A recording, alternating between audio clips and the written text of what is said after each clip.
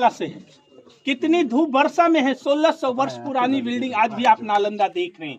कितनी धूप वर्षा में बिल्डिंग कुछ नहीं हो रहा। उस समय की दीवारों की कॉर्नर देखिए कितनी अच्छी कॉर्नर है। ये बुद्धिज्म का महायान यूनिवर्सिटी थी, इसलिए यहाँ बुद्ध की मूर्तियां होती। जो छात्र हॉस्टल के अंदर आते बुद्ध को नमस्कार करने के बाद अंदर जाते।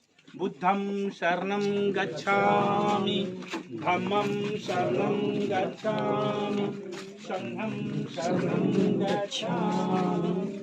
ये लकड़ी के दरवाजे होते थे। लकड़ियां की दरवाजे को बंद करने के लिए ये लकड़ी का खिल होता। आप क्वेश्चन करेंगे ना, इतना मोटे लोग खिल क्यों लगाते?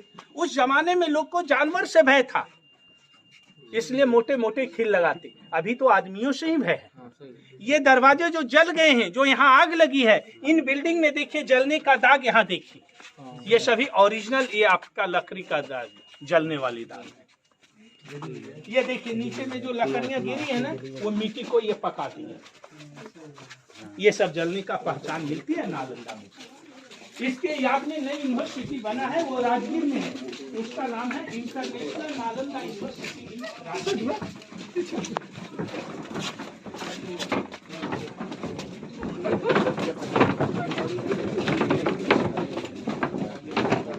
आप लोग भैया अलग चले गए, मेरे ग्रुप को डिस्टर्ब क्यों करते? हमारे ग्रुप आए नहीं, आप आकर खड़े हो जाइए। आगे जाइए या पीछे जाइए।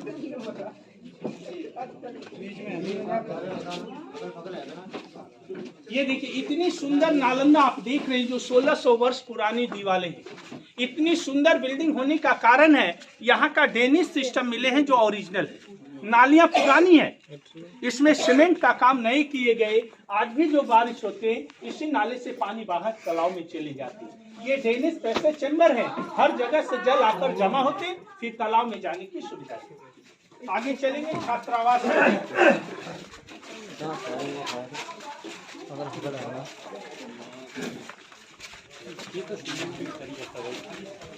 बाद में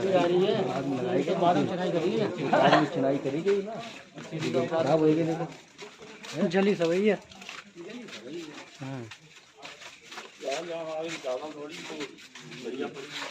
एक छात्रावास में एक सब्जेक्ट की शिक्षा होती थी। एक छात्रावास में 30 छात्र रहते और 3-4 प्रोफेसर लोग रहते थे, सब्जेक्ट स्पेशलिस्ट। छात्र और टीचर रहने से अनुशासन में लोग रहते थे। तो एक छात्र के लिए कमरे हैं, उनकी ये दरवाजे हैं, दरवाजे लगाने की सिस्टम, और उनकी ये गुप्त सामान रखने की जगह। उस जमाने का लॉकर सिस्टम है। अभी हम लोग बैंक में लॉकर होते, उस समय लोग दीवालों में ही छिपाते, क्योंकि मोटी मोटी दीवार है। इन दीवार की मोटाई 3 फुट से 12 फुट है। मोटी दीवार होने से 2 फायदा होंगे। ठंडी के दिन में ठंडा हवा नहीं आएगा, गर्मी के दिन में गर्म हवा नहीं आएगा। रूम नेचुरल एसी का काम करेंगे। दूसरे फायदा था, एक रूम के बच्चे जो आवाज करते, दूसरे कमरे में आवाज नहीं जाती। ऑल रूम एसी इंसान पूरे कमरे हैं, एक ही जैसे सेम कमरे सभी हैं। हो सके उस जमाने में आप लोग का भी कमरा रहा होगा, तो अपनी अपनी कमरे को पसंद कर लीजिए। बात सही, हमारे घर में था। याद थे 1600 वर्ष पहले हम क्या थे, ये कहना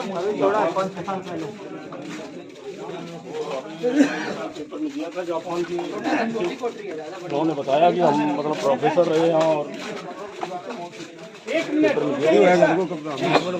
बाबूजी ने याद करा दिए। 1 जनवरी 2017 की ऐसी घटना है कि भूटान की महारानी का साथ 4 वर्ष का नाती आया था गोद में। 7 वर्ष का था वो। 7 वर्ष का लड़का इस कमरे में उतर कर उन्होंने कहा कि ये मेरा पूर्व जन्म का कमरा है। क्योंकि भूटान की महारानी थी, उनके साथ प्रशासन भी थे, लोग मीडिया वाले भी थे। मीडिया वाला तुरंत क्वेश्चन उठा दिए वो बच्चे से, कैसे मैं विश्वास करूं कि आपका ये कमरा रहा? आप विश्वविद्यालय के छात्र थे। कहीं मेरा पूर्व जन्म में मेरा नाम था बिलोचना। बिलोचना बौद्ध धर्म के बहुत बड़े स्कॉलर टीचर थे, इसलिए बिलोचना का नाम उन्होंने लिया। और यह विश्वविद्यालय की व्यवस्था जो मैंने अब बताई, ट्रेनिंग लेने के बाद वो बच्चे ने पूरे विश्वविद्यालय की व्यवस्था वो इस रूम में ही मीडिया वाले को बता दिए, वो आपको टीवी पर आ गए थे। इसलिए किस मनुष्य किस रूप में आए हैं ये कहना मेरा मुश्किल है। कौन सी सन की बात है? 1 जनवरी 2017 हैप्पी न्यू ईयर उस दिन था ना, इसलिए वो याद है 1 जनवरी। टीवी पर भी आए। अरे वो पेपर में भी तो दिया गया था, पेपर में दिया गया था कि आप मतलब आप प्रोफेसर रहे। हेलो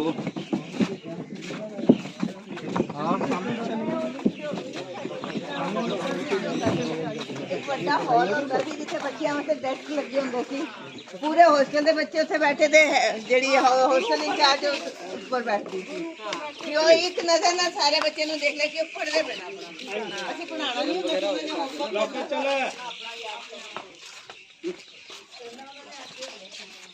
ये आपने देखा अभी विद्वानों के रहने के कमरे, प्रोफेसरों की कमरे एक जैसे समान होते थे और हर एक हॉस्टल के आंगन जो होती थी, ये आंगन में क्लासरूम होता था।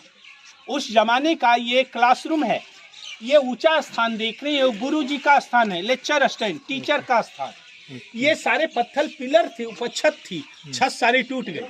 सेकेंड राजाओं ने यह क्लासरूम को बंद कर ये बौद्ध स्तूप का निर्माण किए। स्तूपा जानते हैं ना, यादगारी में मेमोरी बनते हैं, ये सॉलिड बिल्डिंग है। फिर थर्ड राजाओं ने इसके ऊपर हॉस्टल का निर्माण किए। ऊपर वाले कमरे हैं वो 9वीं शताब्दी की है, ये 7वीं की है, ये 5वीं की ईंटें हैं। जो ईंट की साइज है 15 इंची लंबा, 10 इंची चौड़ा और 3 इंची मोटी। यह मगध राज थी, रिच कंट्री था। यहाँ पढ़ने के लिए कोई शुल्क नहीं लगती, फ्री एडमिशन होता था। पास वाले गांव से यहाँ कर आते, कोई गांव से चावल, दाल, घी, दूध। तो आगे चलेंगे तो हम लोग 2 अनाज रखने का भंडार देखेंगे और जल पीने के लिए कुएं भी मिले हैं।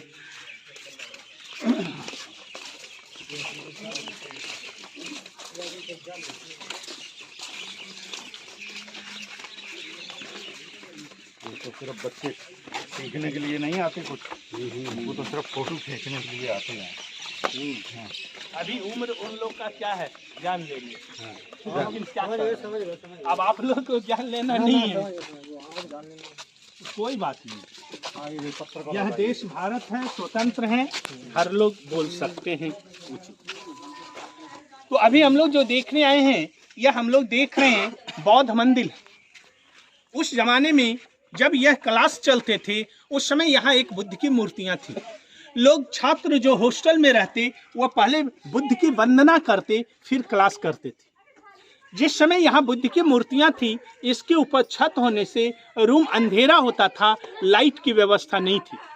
लाइट के लिए ऐसे बताए जाते हैं कि गांव से जो घी आते थे, घी का यहाँ दीपक जलता था। वो ताक आपके गांव में भी रहा होगा, छोटे छोटे ताक। लेकिन इस कमरे में लाइट के लिए क्या किए, दरवाजे पर 2 स्टोन रखे हैं। यह स्टोन का नाम है माइका स्टोन। माइका मीन्स अबरक होते हैं, चमकीली पत्थर हैं। इन पर जब सूरज की लाइट आती, यह लाइट कमरे को प्रकाशित करती। यह चमकीली पत्थर है या नहीं, कैसे देखेंगे? ये लाइट देखिए, मैं इस पर देता हूँ, इसमें चमक देखिए।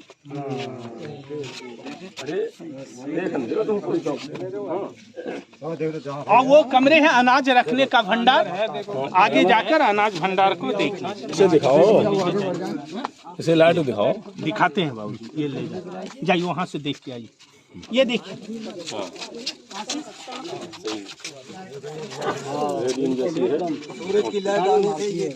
कितना चमक होगा, नया में पॉलिश होगा। तो यहाँ की लाइट वो कमरे में जाते थे। देखिए,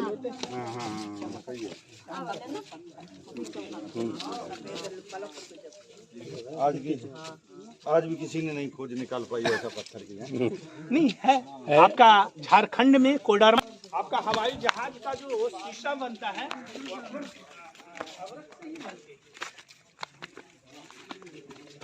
आपने जो आयरन देते हैं, आयरन वाली आयरन,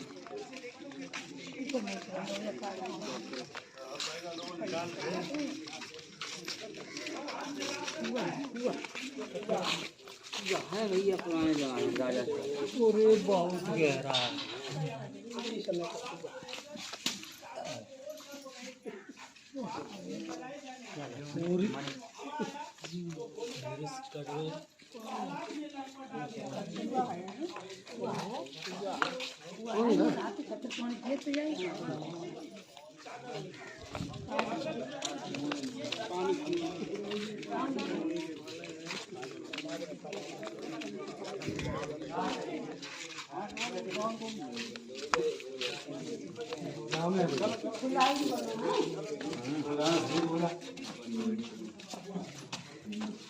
अनाज वाले कमरा बताना है तो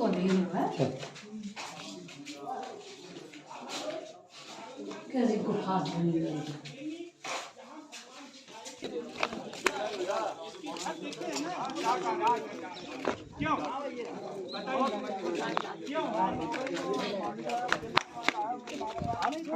क्यों बताइए, तो मैं है हूँ, मुझे तो मास्टर रखे ही हैं। नहीं, आपने को मैंने जानकारी दिए कि वो अनाज रखने का भंडार है, अन्न भंडार। तो अनाज रखने का भंडार जो आप देखते हैं, आपके घर में भी ड्रम होता है, ड्रम होता है, वो गोल होता है। हाँ। मिट्टी का पात्र लोग बनाते हो, गोल में ही अनाज रखते हो। अभी आपने घर में क्वेश्चन किए कि गोल में ही आप अनाज क्यों रखती हो? नहीं, अभी तो आ रहे गोल में रखने से गोल नहीं आ रहे। अनाज आपका सुरक्षित रहता है। अगर आप घर में चौकोर बर्तन का भी टीना होता है ना, या मिट्टी का भी पात्र आप चौकोर बनाएंगे, उसमें अनाज आप रखेंगे, अनाज आपका सड़ जाएगा। कारण है कि जून जुलाई की महीना में जो गर्म हवा चलती है, जिसको हम लोग कहते हैं लू, हवा का काम क्या है? घूमना। चौकोर बर्तन में हवा घूरेगी नहीं, गर्म हवा रुक जाएगी कॉर्नर में, जिससे क्या होगा? अनाज को नमी बनेगा। अनाज में जब नमी लगता है तो कीड़ा भी पैदा हो जाता है, वो अनाज खराब हो जाएगा। और गोल बर्तन में क्या होता है? गर्म हवा अंदर आने के बाद हवा घूरकर ठंडा होगा, और नेचुरल हवा होने से अनाज सुरक्षित। अब आप सोच सकते हैं कि हमारे ये बौद्ध ज्ञानियों को, विद्वानों को उस जमाने में भी नॉलेज था। उन्होंने ऐसा रूफ ही बनाए कि गर्म हवा अंदर जाए तो हवा टकरा कर ठंडा हो, और नेचुरल हवा होने से अनाज मेरी सुरक्षित हो। दरवाजे देखिए, बहुत ही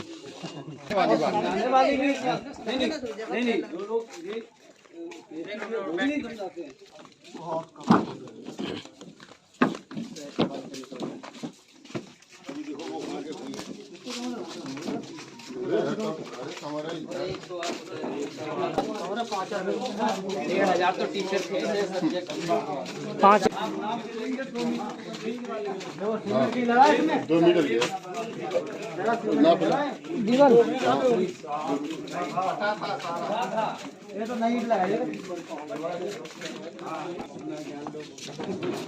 आपकी इंडिया में ऐसे ही सोने के चीजें नहीं चली जाती।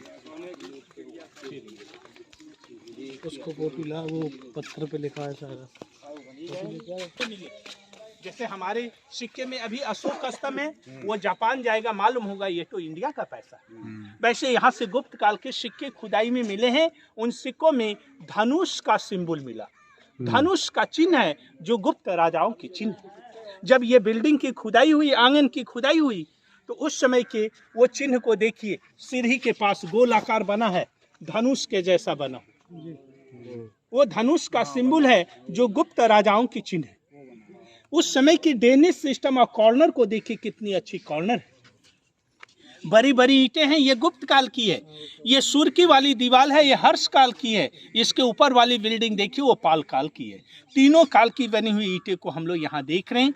उस जमाने में विभिन्न देश से लोग पैदल चले आते थे, किसी कारणवश से मर जाते थे, उनकी डेड बॉडी को उनके घर ले जाने की यातायात का साधन नहीं था। हिंदू धर्म में क्या होता है?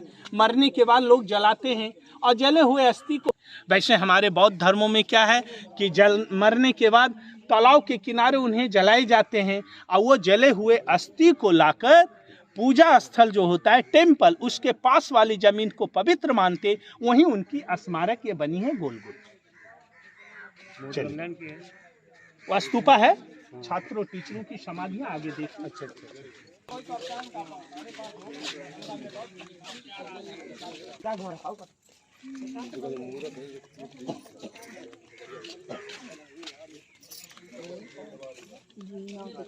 सफाई देखो। हाँ,